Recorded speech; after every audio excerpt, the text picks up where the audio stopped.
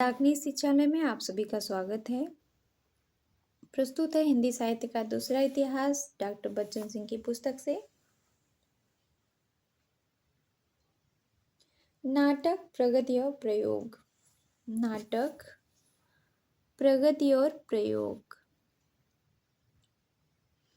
किसी भी काल के साहित्य की प्रवृत्तियां कविता और रचनात्मक गद्य में लगभग समान रहती हैं। अपने रूप विन्यास के कारण दोनों में अंतर भी होता है। यो यथार्थवादी स्तर पर चित्रित करने का अवकाश गद्य में अधिक होता है, क्योंकि व्यवहार की भाषा पद्य नहीं गद्य है। प्रगति प्रयोग की जो धारा काव्य में दिखाई पड़ती है, वही अपना रूप बदलकर रचनात्मक गद्य में भी परिलक्षित होती है। सन 1960 के बाद आधुनिकतावाद और नव्य प्रगतिवाद, जिसको जनवाद भी कहा है, कि जो प्रवृत्तियां कविता में आई, वे ही नाटक, उपन्यास और कहानियों में भी दिखाई पड़ी। आलोचना पर भी इन परिवर्तनों का प्रभाव पड़ा। सन 1936 मुख्यतः प्रगतिशील प्रवृत्ति को लेकर अवतरित होता है, पर उस समय लिखी जा रही कविताओं में नए प्रयोग की प्रवृत्ति भी दिखाई देती है। नाटक में इन प्रवृत्तियों के पुरस्कर्ता भुवनेश्वर हैं। आकस्मिक नहीं है कि 1936 में उनके एकांकियों का संग्रह कारवां प्रकाशित होता है। उनके एकांकियों में प्रगति प्रयोग दोनों का मिश्रण है। प्रमुखता प्रयोग की ही है। नाटक को रंगमंच से जोड़ने का काम आगे आने वाले नाटककारों ने किया। उपेंद्र नाथ हस्क पहले नाटककार हैं जिनका ध्यान रंगमंच की ओर गया। नाटक शुद्ध साहित्य नहीं है, वह श्रव्य भी है और दृश्य भी, पूरा श्रव्य दृश्य बिंब। छठा बेटा 1940 रंगमंच से भी जुड़ता है और परिवर्तित मानवीय रिश्ते से भी। आज सारे पारंपरिक मानवीय मूल्य टूटते जा रहे हैं। अवकाश प्राप्त पिता के 6 बेटों में से कोई भी उसे अपने पास रखने को तैयार नहीं है, क्योंकि अब पिता कमाऊ नहीं रह गया। पूंजीवादी समाज के सारे भावाश्रित मानवीय रिश्ते अर्थाश्रित हो जाते हैं। उनकी सर्वाधिक प्रौढ़ नाटकीय कृति अंजो दीदी 1954 है। अंजो अनुशासनबद्ध प्राणी है, मशीनीकरण की हद तक। और अच्छा हाँ, वो जो छठा बेटा है उसी पे वो मूवी बनी है बागबा। हम बात कर रहे थे, हाँ, अंजो दीदी 1954। अंजो अनुशासनबद्ध प्राणी है, मशीनीकरण की हद तक। उसका भाई उससे यंत्रीकृत अनुशासन और सनक को इसलिए तोड़ता है कि घर के अन्य प्राणी अपनी अपनी जिंदगी जिए, किंतु यंत्रीकरण तथा अयंत्रीकरण की दो विरोधी कोटियां नाटक को एक पूर्व नियोजित ढांचे में ढाल देती हैं। पूर्व निर्धारित नाट्य प्रवाह का बाधक होता है। पूर्व निर्धारित नाट्य प्रवाह का बाधक होता है। अगले हैं नाटककार जगदीश चंद्र माथुर। सन 1917 से 1978 के आगमन के साथ हिंदी नाटक प्रसाद से भिन्न स्तर पर खड़ा होता है। माथुर तत्कालीन रंग आंदोलन के प्रति सक्रिय रूप से सचेत थे। समय के बदलाव की उन्हें पूरी पहचान थी, अतः उन्होंने ऐतिहासिक विषय वस्तु को न लेकर मिथकीय विषय वस्तु चुनी। मिथक लचीले होने के कारण जीवन के अनेक आयामों और अंतर्विरोधों को समग्रता में समेट लेते हैं। वस्तु को अपेक्षित ढंग से विन्यस्त करने के लिए उन्होंने नए नाट्य प्रयोग भी किए। उनका पहला महत्वपूर्ण नाटक कोणार्क सन 1951 में प्रकाशित होता है। दूसरा सप्तक का प्रकाशन वर्ष भी यही है। नई कविता की शुरुआत इसी सप्तक से मानी जाती है। इस समय तक प्रगतिवाद और प्रयोगवाद दोनों ही एक में घुल मिल गए थे। इसका मिला जुला रूप कोणार्क में भी दिखाई पड़ता है। नए नाटक का आरंभ कोणार्क से ही होता है। इसे नई कविता की बगल में रखा जा सकता है। इस नाटक में इतिहास का जो ढांचा लिया गया है वह बहुत झीना है। बस इतना कि नरसिंह देव ने कोणार्क का मंदिर बनवाया। नरसिंह देव के प्रवास काल में मंत्री राजराज का शक्तिशाली होना और कोणार्क के विध्वंस का कारण बनना भी इतिहास सम्मत है। यथास्थान इसका प्रयोग किया गया है, किंतु केंद्र में शिल्पी पिता और शिल्पी पुत्र का मिथक है। इसमें गहन मनोवैज्ञानिक राजनीतिक द्वंद्व के साथ वर्ग संघर्ष का भी समावेशन हुआ है।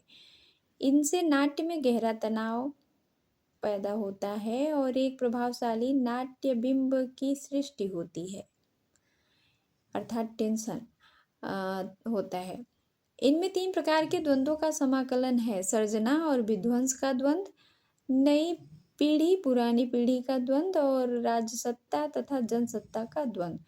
कोणार्क के निर्माण के मूल में प्रधान शिल्पी विसु विसु को अपनी स्मृतियां कला रूपों में पुनः जीवित हो रही हैं। कला के प्रति अद्भुत सम्मोहन है उसमें। इसी बहाने माथुर कलावाद की समस्या उठाते हैं। कोणार्क के टूटने पर कलावाद भी टूटता है। कला की तुलना में जीवन अधिक महत्वपूर्ण है। स्वयं विसु अपने पुत्र से प्रभावित होकर अपनी ही कला को तोड़ देता है। विसु का पुत्र नई पीढ़ी का प्रतिनिधित्व करता है जो राजसत्ता के विरुद्ध खड़ी है। वह कहता है, क्या हम लोग भेड़ बकरियां हैं जो चाहे जिसके हवाले कर दी जाए? जिस सिंहासन को तुम डावाडोल कर रहे हो वह हमारे कंधों पर टिका है। माथुर केवल प्रगतिशील चेतना के ही पक्षधर नहीं है, कला प्रयोग के भी समर्थक हैं। उनका कहना है, हम एशियावासी कितने आधुनिक क्यों न हो जाए, नाटक, गीत और नृत्य का मिला जुला स्वरूप हमारे स्वभाव और धरोहर का एक अंग ही बन गया है। मंदिर के उद्घाटन के अवसर पर अभिनय के लिए तैयार किया गया कुंती सूर्य नृत्य नाट्य ने विसु और धर्मपद की मां के प्रणय को भी प्रच्छन्न रूप से शामिल कर लेता है। एक विचित्र बात यह है कि इसमें एक भी नारी पात्र नहीं है। किसमें? कोणार्क में। पर सारा नाट्य नारी की प्रणय चेतना की निर्झरणी से मुखर है। यह भी एक प्रयोग है। रेडियो के ध्वनि बिंबों की तरह नाटक का तीसरा अंक पूर्णतः ध्वनि बिंबों पर आधारित है। मूर्ति खंडन के समय पत्थर पर पड़ती चोट पर चोट, कुदाली का आघात, ध्वंस की क्रूरतम अंतिम आवाज, अनुघोष तथा तीखी रोशनी की व्यवस्था नाट्य की त्रासदी को घनीभूत कर देती है। माथुर का दूसरा महत्वपूर्ण नाटक पहला राजा 1969। कोणार्क हो गया पहला राजा। इसके आपको पहला राजा का है कि इसके कथा सूत्रों को वेद, महाभारत, भागवत, विष्णु पुराण, हड़प्पा मोहनजोदड़ो के मिथकों और ऐतिहासिक वृत्तों से ग्रहण किया गया है। इन सूत्रों को नाट्य रूपक देने के लिए नाटककार ने बुद्धिसम्मत कल्पना का सहारा लिया है। इसका व्यापक फलक अन्योपदेशिकता, दोहरीकृत प्रभाव आदि ब्रेस्ट के एपिक थिएटर का स्मरण कराता है। पृथु भारतीय परंपरा में पहला राजा माना जाता है। नाटककार पृथु की समस्याओं को नेहरू युग की समस्याओं से जोड़ देता है। जवाहरलाल नेहरू थे भी स्वतंत्र भारत के प्रथम प्रधानमंत्री। नेहरू के सामने स्वतंत्र भारत के पुनर्निर्माण और आधुनिकीकरण की समस्या थी। उन्हें नए प्रजातंत्र को व्यवस्थित करना था, उत्पादन की समस्या सुलझनी थी, संविधान बनाना था, मंत्रिमंडल की चक से निपटना था। पृथु की समस्याएं इनसे भिन्न नहीं है। पृथु को मालूम है कि प्रजातंत्र की सफलता प्रजा के सहयोग पर आधारित है। वह कहता है, असली धनुष की प्रत्यंचा तो जनपद के लोग हैं, पर मंत्रिमंडल के बहुत से मंत्री राजा को प्रजा से अलग करने का षड्यंत्र करते हैं। सवर्णों का एक दल आर्यों को अनार्यों से अलग कर देता है। पर पृथु धरती को उर्वरतर बनाने का प्रयास करता है। इस कर्म में अनार्य कवच का रचनात्मक सहयोग मिलता है, किंतु उसके व्यक्तित्व को उदग्र और सौंदर्य बोधपूर्ण होना चाहिए था। अंतिम दिनों में नेहरू भीतरी बाहरी संघर्षों से अंतहीन ऊब का अनुभव कर रहे थे, किंतु यह ऊब पृथु को कर्म की ओर ही उन्मुख करती है। उस समय कविता कहानी पर अस्तित्ववादी दर्शन का प्रभाव पड़ रहा था। उसकी एक झलक पहला राजा में भी मिलेगी। इसकी नाट्य संरचना अधिक जटिल है, अतः अपनी प्रभावान्विति में वह कोणार्क की तरह प्रगीतात्मक न होकर बौद्धिक है। उनके दो और नाटक हैं, शारदिया और दशरथ नंदन। कोणार्क हो गया पहला राजा, हो गया शारदिया, दशरथ नंदन। अगले नाटककार हैं धर्मवीर भारती का अंधा युग 1955 उनकी समस्त कृतियों का शिखर है। इसमें महाभारत के 18वें दिन के युद्ध के बाद की वह कथा ली गई है जिसमें प्रभास तीर्थ में कृष्ण की मृत्यु भी सम्मिलित है। वस्तुतः यह नाटक युद्धजन्य अर्थ सत्यों, कुंठाओं, अंधी स्वार्थपरता, विवेक शून्यता आदि के बीच आस्था, दायित्व और ज्योति का उद्घाटन करता है।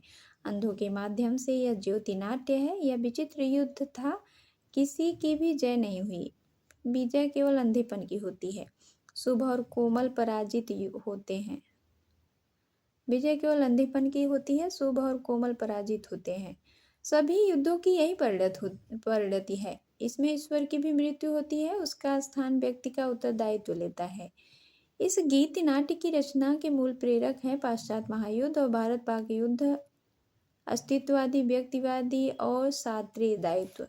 युद्ध में मर्यादा टूटी, स्वार्थांध व्यक्तिवाद अपने चरमोत्कर्ष पर पहुंचा। न्याय की ओर से लड़ने वाले युत्सु ने आत्महत्या की। अश्वत्थामा ने ब्रह्मास्त्र छोड़ा।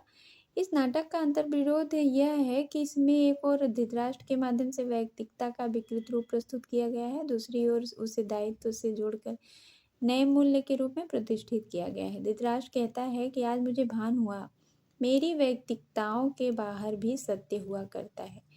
व्यक्ति स्वातंत्र्य के संबंध में भारती का मत है, व्यक्ति स्वातंत्र, मतलब कि धर्मी भारती का मत है कि पाश्चात्य वैयक्तिकतावादी चिंतकों की भाषा में यह वैयक्तिकता मूल्यों के ग्रहण और विकास की दिशा में स्वसंचालित गति है, जिसमें स्वातंत्र्य और दायित्व का आंतरिक विकासोन्मुख समन्वय रहता है। प्रश्न होता है कि स्वसंचालित होने के कारण क्या वैयक्तिकता अतिरेकवादी नहीं हो जाएगी?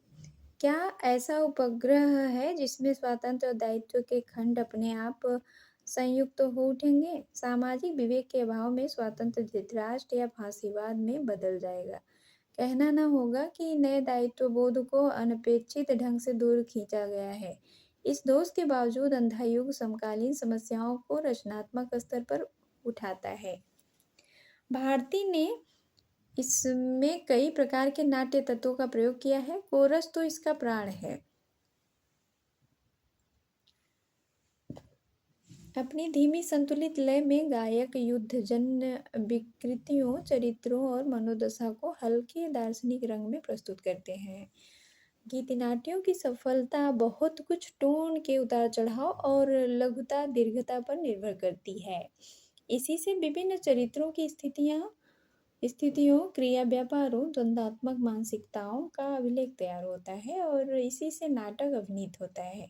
एक आहट से धृतराष्ट्र का स्वर वैसे ही तीव्र हो उठता है जैसे एक विशिष्ट ताल पर पांवों बंधे घुंघरू सहसा झंकृत हो उठे। अश्वत्थामा गहन मानसिक द्वंद्व और विभिन्न लयों में उभरता है।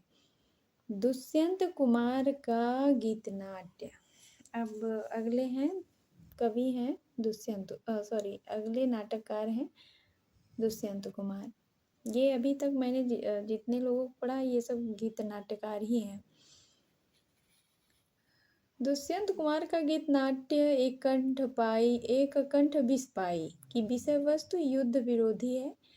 इसके साथ ही जर्जर परंपरा और रूढ़ियों के सौ से चिपटे और उससे मुक्त होने का अंकन भी शिव सती कथा के माध्यम से किया गया है, किंतु युद्ध का रुकना विश्वसनीय नहीं बन सका है। अज्ञेय का उत्तर प्रियदर्शी भी जापानी की नोह आधार पर लिखा गया निष्प्रभ गीत नाट्य है। उत्तर प्रियदर्शी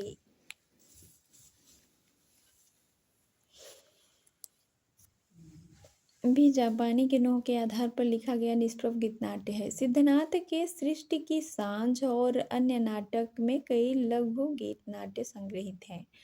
अगले मोहन राकेश, जिनका 1925 से 72, मुख्यतः प्रयोगशील नाटककार हैं, पर वैयक्तिक और सामाजिक समस्याओं पर भी उनकी दृष्टि बराबर केंद्रित रही है। वह प्रसाद की परंपरा का नया प्रवर्तन लेकर आए। कौन? मोहन राकेश। प्रसाद के ऐतिहासिक नाटकों के इतिहास की सुरक्षा। प्रसाद के ऐतिहासिक नाटकों में इतिहास की सुरक्षा पर पूरा ध्यान है, पर राकेश ने इतिहास का नाम मात्र सहारा लिया है। यह इतिहास मिथक बन गया है। अतः इतिहास की कड़ियां मिलाने की आवश्यकता ही नहीं पड़ी है। युग अनुरूप राकेश की समस्याएं भी भिन्न हैं।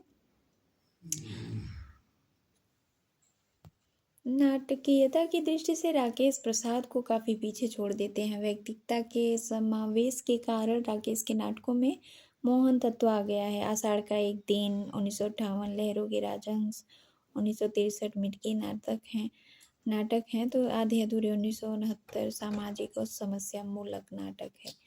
आषाढ़ का एक दिन राज्याश्रय और व्यक्ति स्वातंत्र्य के बीच भटकती हुई सृजनात्मकता का नाट्यबिंब है। भक्तिकाल के कवियों को छोड़कर कवि प्रायः राजाश्रय में पलते रहे हैं, किंतु व्यक्ति स्वातंत्र्य और राजाश्रय के द्वंद्व की चेतना आधुनिक है। इस चेतना के बावजूद आज का साहित्यकार एक ओर व्यवस्था विरोधी तेवर लेकर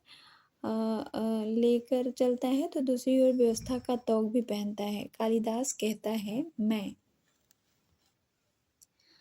अनुभव करता हूँ कि यह ग्राम प्रांत मेरी वास्तविक भूमि है। मैं कई सूत्रों से इस भूमि से जुड़ा हूँ। उन सूत्रों में तुम हो। यह आकाश और मेघ है, यहाँ की हरितिमा है, हरिणों के बच्चे हैं, पशुपालक हैं। यहाँ से जाकर मैं अपनी भूमि से उखड़ जाऊंगा। उसका दावा है कि मैं राज्य की मुद्राओं से कृत होने के लिए नहीं हूँ, पर राज्य की मुद्राएं उसे खरीद लेती हैं। राजपुरुष के रूप में वह गांव लौटता है, पर मल्लिका की आंखों से बिधने के डर से उसे मिले बिना ही लौट जाता है। इसके पीछे राजाश्रय के छूट जाने का भय है। राजाश्रय धीरे धीरे उसकी सृजनात्मकता सोख लेता है। कालिदास गांव लौटता है। विलोम की परिणीता होकर मल्लिका एक बच्चे की माँ बन चुकी है, पर कालिदास के प्रति वह उसी प्रकार स्नेहमयी और आस्थावान है। किंतु रोमांटिक कालिदास का सब कुछ टूट जाता है, जबकि मल्लिका टूटकर भी नहीं टूटती। अपनी इसी आस्था के कारण मल्लिका महिमामयी और कालिदास दुर्बल, दृढ़हीन और बौना हो जाता है। अपने देश के इस महान सांस्कृतिक महापुरुष को राकेश ने अजनबी बना दिया है। वह पहचान में ही नहीं आता। सारा नाटक विरोधी चरित्रों से बुना गया है। मल्लिका और अंबिका एक दूसरे के विरोधी हैं। पहली भावना परक, दूसरी यथार्थ परक। कालिदास और विलोम भी एक दूसरे के विरोधी हैं, एक भावनामय, दूसरा यथार्थ परक। ऐसा लगता है कि ये विभाजित व्यक्तित्व के अलग अलग रूप हैं। कालिदास का व्यक्तित्व विभाजित है। कालिदास और विलोम में राकेश ने स्वयं कहा है, पराजित टूटा हुआ व्यक्ति कालिदास नहीं, अपने में संयोजित विलोम है। मल्लिका और अंबिका भी एक ही व्यक्तित्व के विभाजित अंग हैं, टूटन यथार्थ में भी और रोमांस में भी। संभवतः राकेश इन दोनों में ही समायोजन के आकांक्षी थे, किंतु किसी गहन अर्थवत्ता के अभाव में यह संभव नहीं था। यह बिंबधर्मी प्रगीतात्मक नाटक है। इसमें मुख्य बिंब मेघ का ही है। आरंभ में बरसात की झड़ी में तन मन से भीगती मल्लिका कालिदास से जुड़ जाती है, फिर मेघ उज्जैनी चले जाते हैं। मल्लिका अपने गीले कपड़े सुखाती है, अंत में अपने गर्जन तर्जन लेकर मेघ पुनः लौटते हैं, पर वे कुछ भिगो नहीं पाते। वे स्मृतियों के प्रतीक बन जाते हैं और सारा नाटक एक त्रासदी में बदल जाता है।